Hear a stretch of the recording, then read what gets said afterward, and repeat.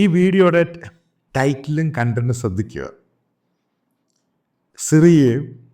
സിറിയൻസും ലെബനീസും അതേപോലെ ഇറാനിയൻസും social media തരംഗം ഉണ്ടായിരിക്കുകയാണ് ഇന്നലെ മുതൽ.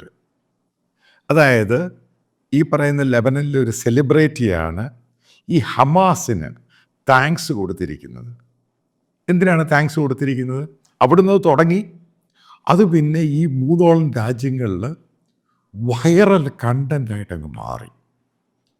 എന്തിനാണ് താങ്ക്സ് കൊടുത്തിരിക്കുന്നത് അറിയോ? അതായത് ഈ ഒക്ടോബർ 8 ഇങ്ങനൊരു സംഭവം ഉണ്ടായില്ലായിരുന്നുവെങ്കിൽ ഈ രാജ്യങ്ങൾക്കൊന്നും ഫ്രീഡം കിട്ടില്ലായിരുന്നു. അതിന് താങ്ക്സ് പറഞ്ഞിരിക്കുന്ന ആരെയാണ്? യാഹിയ സിൻവാർ, ഇസ്മായിൽ ഹനിയ, അവരുടെയൊക്കെ ഫോട്ടോ വെച്ചിട്ടാണ് താങ്ക്സ് പറഞ്ഞിരിക്കുന്നത്. കാരണം നിങ്ങളത് ചെയ്തു, അതുകൊണ്ടാണ് ഇസ്രായേൽ ഇടപെട്ടത്.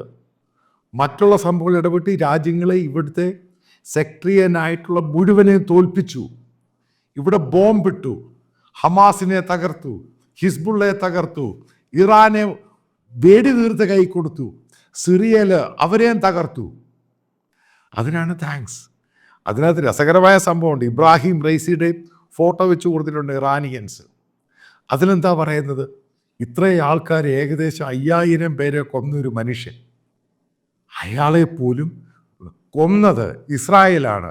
അതിനും കാരണക്കാർ ഹമാസാണ്. അവിടുന്നാണ് ഇതെല്ലാം തുടങ്ങിയത്. നേരെ തിരിച്ചു. അതായത് മനസ്സിലാക്കുക, മാസ അമീനിയുടെ ഫോട്ടോ കൊടുത്തിട്ടുണ്ട്. കാരണം ഇത്രയും പേരും കൊല്ലപ്പെട്ടിട്ടോ അനങ്ങാതിരുന്ന ഇറാൻ 2.5 മണിക്കൂറിൽ ഇസ്രായേലിലെ ബോംബിങ്ങിൽ തകർന്നു. അവരും അടിയറവ് പറഞ്ഞു. ഇനി ഇറാനിയൻ സർക്കാർ ഇത് കണ്ടിട്ട് എന്താ ചെയ്യുന്നത്?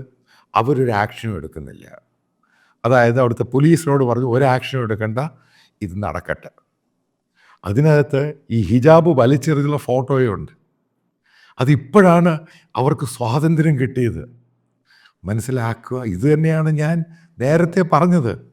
എങ്ങനെയാണ് ജിയോ പൊളിറ്റിക്സും സോഷ്യൽ ലൈഫും ജനങ്ങളുടെ സ്വാതന്ത്ര്യം എങ്ങനെയാണ് ഇസ്രായേൽ ഉണ്ടാക്കി കൊടുത്തത്? ഹമാസ് കാരണക്കാർ. നേരെ തിരിച്ചില്ലേ, കേരളത്തെ സംബന്ധിച്ച് ഹമാസിൻ്റെ ആരാധകരാണ് കേരളത്തിൽ. അപ്പോൾ അവരൊക്കെ ഇതൊന്ന് കാണണം. നിങ്ങളിത് സോഷ്യൽ മീഡിയയിൽ പോയി കാണണം. എന്താണ് ഈ ലെബനൻ അവിടുന്ന് തുടങ്ങിയിട്ട് അത് സിറിയയിൽ പോയി, സിറിയ എന്ന് അത് വലിയ വൈറലായിട്ട്, അതായത് പല ഈ രാജ്യത്തുനിന്ന് പോയവർ ലോകത്തെല്ലായിടത്തും ഉണ്ട്. കഷ്ടപ്പെട്ട് അനുഭവിച്ച്, അതായത് ഇസ്ലാമിക ഭീകര ഭരണകൂടം, ഇറാൻ, ഈ ISIS, അത് ഹിസ്ബുള്ള, എത്ര പേരാണ്, എത്ര ഗ്രൂപ്പുകളാണ്, ഷിയ സുന്നി, അവർ തമ്മിലടിക്കുന്നു. മനുഷ്യന് നരകയാതന കൊടുത്തു ഈ മതഭരണങ്ങൾ.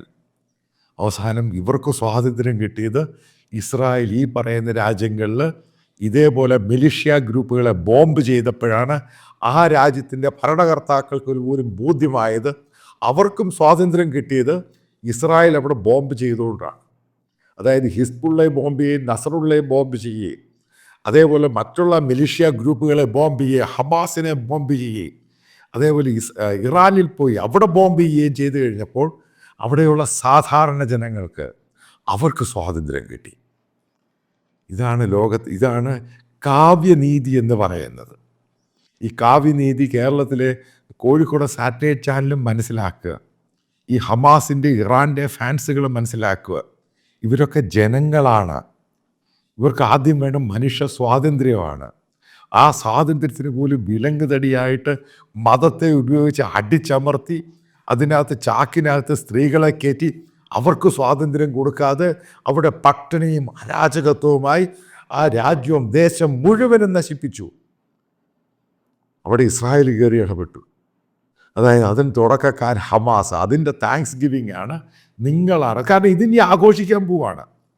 അതായത് ഈ രാജ്യങ്ങളൊക്കെ ഒക്ടോബർ 8 എന്ന് പറയുന്നത് ഈ ഒരു ഡേറ്റ് ആഘോഷിക്കാൻ തീരുമാനിച്ച്, അതും ഈ സോഷ്യൽ മീഡിയ വന്നുകൊണ്ടിരിക്കുകയാണ്. അതായത് അമേരിക്കയിൽ ഒരു താങ്ക്സ് ഗിവിങ് ഉണ്ടല്ലോ, അതേപോലെ ഈ രാജ്യങ്ങളിലൊരു താങ്ക്സ് ഗിവിങ്, അതായത് ഹമാസിന് സമർപ്പിക്കുകയാണ്. അതൊരു സറ്റയർ രൂപത്തിലാണെങ്കിലും അതിന് പല വ്യാഖ്യാനങ്ങളുണ്ട്. എന്താണ് വ്യാഖ്യാനം? അതായത് അടിച്ചമർത്തപ്പെട്ട ജനത, മതമാണെങ്കിലും ഇതേപോലെ മതഭരണമാണെങ്കിലും ഇസ്ലാമിക ഭീകരത ജനങ്ങളെ മുഴുവനും അവർക്ക് തൊഴിലില്ല, ആഹാരമില്ല, സ്വാതന്ത്ര്യമില്ല. എല്ലായിടത്തും പ്രശ്നങ്ങളും ബോംബിങ്ങും അതും ഇതും. അവർക്ക് സ്വാതന്ത്ര്യം കിട്ടി. കാരണം ലെബനിൽ പുതിയ ഭരണാധികാരി വരുന്നു. ഇലക്ഷൻ കഴിഞ്ഞിട്ട് ഹിസ്ബുള്ള ഉൾപ്പെടുന്ന അവർ തോറ്റുപോയി. അതേപോലെ തന്നെ ആസാദ് എന്ന് പറഞ്ഞ റെജീം തെറിക്കുന്നു. മസൂദ് പഷിഷ്കാൻ അയാൾ വീണ്ടും ഇബ്രാഹിം റൈസിയെ ഇസ്രായേൽ കൊന്നതുകൊണ്ടാണ് മസൂദ് പഷിഷ്കാൻ ഇവിടെ വരുന്നത്. അതാണ് അതിൻ്റെ ബ്യൂട്ടി എന്ന് പറയുന്നത്. അയാളെ തട്ടിക്കാതെ കഴിയുമ്പോൾ ഇലക്ഷൻ വന്നു. അതോടുകൂടി മോഡറേറ്റായ ലീഡർ വന്നിട്ട് ഇവർക്ക് ഈ ആൾക്കാർക്ക് ഗ്രാജുവലി സ്വാതന്ത്ര്യം കൊടുത്തു. അങ്ങനെയാണ് ഹിജാബ് ദൂരെ കളയുന്നത്. നിങ്ങളെ എയർപോർട്ടിൽ സ്ത്രീ ഒരു ഷിയ ക്ലർക്കിനെ അടിക്കുന്നത് അയാളുടെ സാധനം വലിച്ചെറിയുന്നത് നിങ്ങൾ കണ്ടു കാണാം. അതാണ് ലോകത്ത് ഇതാണ് ആവശ്യം, സമാധാനമാണ് ആവശ്യം. ലോകത്ത് മതത്തിനല്ല കൂടുതൽ കൊടുക്കേണ്ടത്. അത് ഏത് മതമാണെങ്കിലും ലോകത്ത് ജീവിക്കുന്ന ജനങ്ങളുണ്ട്. ആദ്യമായിട്ട് ജനങ്ങൾക്കാണ് സമാധാനം കിട്ടേണ്ടത്. അതിനുശേഷമാണ് മതവും മറ്റുള്ള കാര്യങ്ങളൊക്കെ വരേണ്ടത്. ഇവിടെ മുഴുവനും നാശമാക്കി കുളമാക്കി ഭീകരത മാത്രം സൃഷ്ടിച്ച് എല്ലാ രീതിയിലും ഇസ്ലാമിക രീതിയിൽ അതിനെ വൽക്കരിച്ച് അതിനെ നാശമാക്കി ഇപ്പോൾ ജനങ്ങൾക്ക് ബോധ്യമായി. അവർക്ക് സ്വാതന്ത്ര്യം കൊടുത്തത് ഹമാസാണ്. കാരണം ഹമാസ് അത് അറ്റാക്ക് ചെയ്തില്ലായിരുന്നുവെങ്കിൽ ഇസ്രായേൽ തിരിച്ചടിക്കത്തില്ല. ഇസ്രായേൽ തിരിച്ചടിച്ച് അട്ടപ്പടലമെടുത്ത് ദൂരെ കളഞ്ഞു. അവനൊക്കെ ചരിത്രമായിട്ട് മാറി. എവിടെ പോയി അലി ഖമീനി മിണ്ടാട്ടമില്ല, അയാളെ പിടിച്ച് അകത്തിട്ടു. കാരണം അയാളോട് പറഞ്ഞിട്ടുണ്ട് മിണ്ടരുത്, ഇവിടുത്തെ കാര്യങ്ങൾ ജനാധിപത്യമായിട്ട് ഞങ്ങൾ ഭരിച്ചോളാം, ആർക്ക് സ്വാതന്ത്ര്യം കൊടുക്കണം. പണ്ട് അതല്ല, ഇടയ്ക്കിടയ്ക്ക് ഒരു വെള്ളിയാഴ്ചകളിൽ സെർമനും പരിപാടിയൊക്കെ, ആ സെർമൻ പരിപാടിയിൽ പോലും വരണ്ട എന്ന് പറഞ്ഞു. അവിടെ ഷിയ പള്ളികൾ പോലും കംപ്ലീറ്റ് റെസ്ട്രിക്ഷൻ കൊണ്ടുവരുവാണ്. എന്താണ് പ്രസംഗിക്കേണ്ടത്? സ്ത്രീകൾക്കെതിരെ പ്രസംഗം പാടില്ല. കർശനമായിട്ട് ഒരു കാരണവശാലും ഹിജാബുമായിട്ട് ബന്ധപ്പെട്ട കാര്യങ്ങൾ പള്ളികളിൽ സംസാരിക്കരുത്. ഇതൊക്കെ അറബ് പത്രങ്ങളും പേർഷ്യൻ പത്രങ്ങളൊക്കെ റിപ്പോർട്ട് ചെയ്യുവാണ്. കേരളത്തിലെ സുഡാപ്പി കുട്ടികൾക്ക് പോയി ഇത് വായിച്ച് നോക്കണം. അപ്പോഴേ മനസ്സിലാകത്തുള്ളൂ എന്താണ് ഈ ജനത. കാരണം കേരളത്തിലുള്ള സുഡാപ്പികൾക്ക് ഇഷ്ടംപോലെ സ്വാതന്ത്ര്യമുണ്ടല്ലോ. അതിൻ്റെ പേരിലല്ലേ ഈ പറയുന്ന മതഭീകരതയെ നിങ്ങൾ ഇത്രയും സപ്പോർട്ട് ചെയ്യുന്നത്. അല്ലായിരുന്നുവെങ്കിൽ ഈ രാജ്യങ്ങൾ എങ്ങനെയാണ് കഴിയുന്നത്? അതിനെപ്പറ്റി നിങ്ങൾക്ക് യാതൊരു പ്രശ്നവും ഇല്ല. ഇതെന്ന് പറയുന്നത് തുടക്കം മാത്രമാണ്. അതായത് മിഡിൽ ഈസ്റ്റ് ഏഷ്യ, വെസ്റ്റ് ഏഷ്യയിൽ ഇസ്രായേൽ നടത്തിയ തുടക്കം മാത്രമാണ്. ഇനി അതിൻ്റെ കംപ്ലീറ്റ് ജിയോ പൊളിറ്റിക്സ് മാറുന്നത് കണ്ടോ. ഇവിടെയൊക്കെ പിടിമുറുക്കുന്നത് ആരാ? ജനങ്ങളെ പിടിമുറുക്കുന്നത്. അവർക്ക് സ്വാതന്ത്ര്യമായിട്ട് പ്രൊട്ടക്റ്റ് ചെയ്യുന്ന ആരാ? ഈ പറയുന്ന ഇസ്രായേൽ. അതുകൊണ്ടാണ് ഞാൻ നേരത്തെ പല വീഡിയോയിലും പറഞ്ഞത്, ഇസ്രായേൽ എന്ന് പറയുന്നത് അവിടുത്തെ വലിയൊരു പവറായിട്ടങ്ങ് മാറും. കാരണം ഈ രാജ്യത്തെ ജനങ്ങളല്ല ഇസ്രായേലിൻ്റെ കൂടെ നിൽക്കും. അറബ് രാജ്യത്തെ ജനങ്ങൾ ഇസ്രായേലിൻ്റെ കൂടെ നിൽക്കുന്ന ആലോചിച്ച് നോക്ക്, ചിന്തിക്കാൻ പറ്റുമോ? നമ്മളിത് ആൻറ്റിസിപ്പേറ്റ് ചെയ്യാൻ പറ്റുമായിരുന്നോ? കഴിഞ്ഞ 1-2 വർഷം മുമ്പ് ഇങ്ങനൊരു സംഭവം ഉണ്ടായി, ഇങ്ങനെ തിരിഞ്ഞു മറിഞ്ഞ് ഈ ജനങ്ങളെല്ലാം ഒരുമിച്ച് ആലോചിച്ച് നോക്കുക. ബെഞ്ചമിൻ നെതന്യാഹുവിനും ഈ പറയുന്ന ഇസ്രായേലി ആർമിയുടെ ഡിഫൻസ് ജനറലിനും ഒക്കെ ഭയങ്കര ആരാധകരാണ് ഈ രാജ്യങ്ങൾ, അറബ് രാജ്യങ്ങളിൽ. ലോകം പോയ പോക്ക് മനസ്സിലാക്കുക. അതുകൊണ്ടാണ് ഞാൻ നേരത്തെ പറഞ്ഞ പാലസ്തീൻ എന്ന് പറയുന്നത് ഇല്ലാതായി മാറി. അത് നശിപ്പിച്ചതാരാണ്?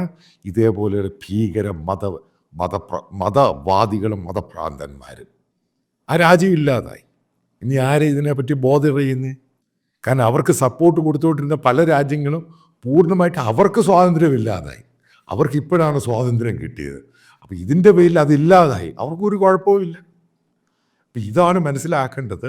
നമ്മൾ ഈ ഉദ്ദേശിക്കുന്നതൊന്നും അല്ല ചില സന്ദർഭങ്ങൾ വന്നു പെടുന്നത്. ഇതിന് കാരണക്കാരനാര്? ഹവാസും യാഹിയ സിൻവാറും. അതിനെ പിന്തുണച്ചാര? ഖത്തർ. ഇനി അടുത്തിടെ ഖത്തറിൻ്റെ കത്തപ്പെട്ടി കാണാൻ പോവാണ്. അത് ഈ പറയുന്ന ഹോസ്റ്റേജസിനെ റിലീസായില്ലെങ്കിൽ എല്ലാവരും കൂടെ ഖത്തറിൻ്റെ തലയിൽ കയറും. അതുകൊണ്ടുള്ള കാര്യത്തിന് ഏതാണ്ട് പരിസമാപ്തി വരും.